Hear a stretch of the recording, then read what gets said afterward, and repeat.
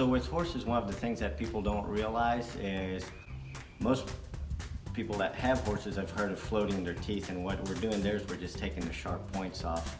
Just the way they grow, they get sharp on the outside of the upper teeth, and that can cut their lips. And so we do that, but we do a lot more than that with teeth. Horses have what are called hypsodont teeth, so they don't grow forever. Like rats, rodents, rabbits, their teeth grow forever. So if they had that, it would be great.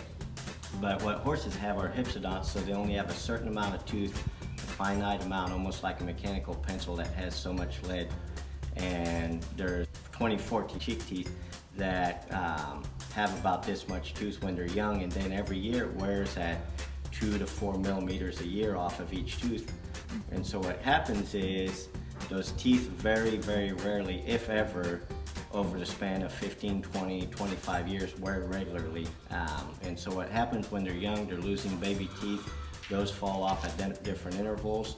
And so you end up with one tooth being taller than the other, and so on and so forth. And so every time you have one tooth that's really high, opposite from that, it's going to be a low spot.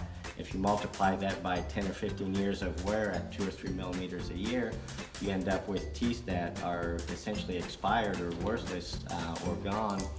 They can have other problems like broken teeth, fractured teeth, things of that nature, but for the most part we're trying to get it to where they're wearing evenly, and so they're better and more comfortable and safer.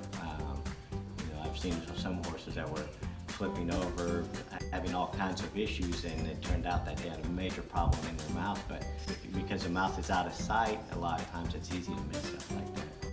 So what we're doing here, we're trying to keep them as comfortable as possible for as long as possible, and they can do really well into their late 20s, even early 30s with good teeth.